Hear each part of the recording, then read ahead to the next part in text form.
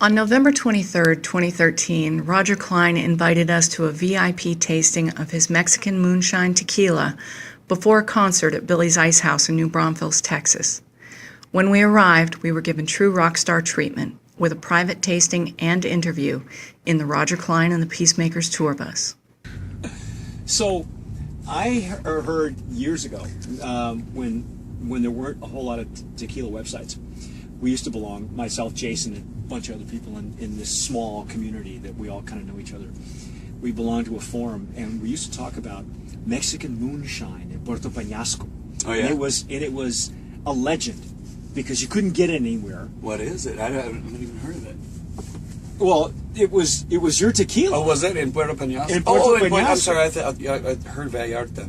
No, not Puerto Okay. Vallarta. That's another tequila. We don't want to talk about that one. Okay. No, in Puerto Peñasco, there was a lot of talk about Mexican Moonshine, and it belongs to this guy named Roger Clyne, and we can't get it, and it only comes out of a barrel. How did it get? How did it get to that place? Because it didn't, as far as I know, it didn't have a gnome. It didn't have a gnome, and it's part of a long story. There are two cantinas down there. We play a festival now that we call it Circus Mexicus. Circus Mexicus. And we do it, actually, we do the big one once a year now. We used to do it twice a year.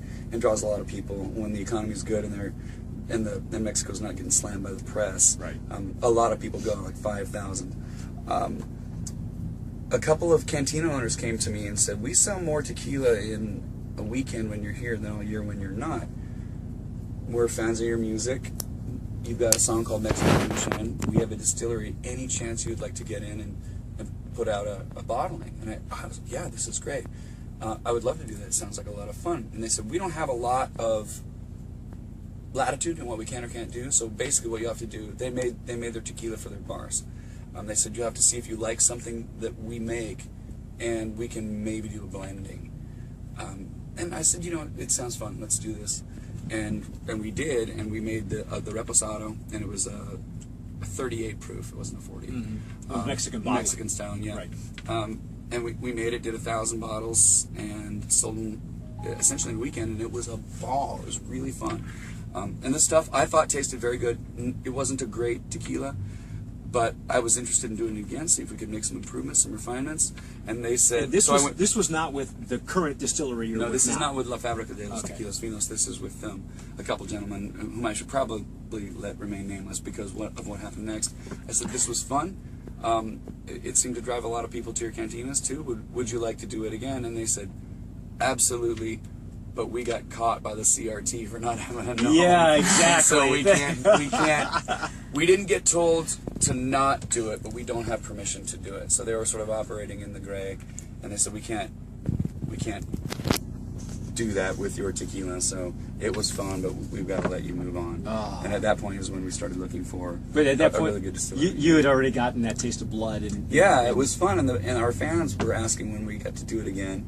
I had no idea how much effort it would really be to open up a tequila business. Had I known, I might have had second thoughts, but it's a labor of love, and I love it. Actually, I would have second thoughts, but then I got past them. I still would have taken the road less traveled because it's fun, and we have a magical, award-winning styling here of tequila, and I'm very, very proud of it. But that's where that whole legend came from. And I have one bottle that I kept, and I doubt it's any good anymore, because it sat there with a cork top. A lot of people loved it, though. A lot of people, because it only came in añejo, right? Yes. Yeah. No, it was a reposado. It was a reposado. Yeah. Okay. Yeah, because it was legendary. Everybody was talking about it. We couldn't get it, so people were getting bottles of it, and somehow it's like, who is this guy? And his name's not even Spanish. Yeah. It was a lot of fun. And I'll tell you off camera where you can still get it, because I know exactly where it comes from.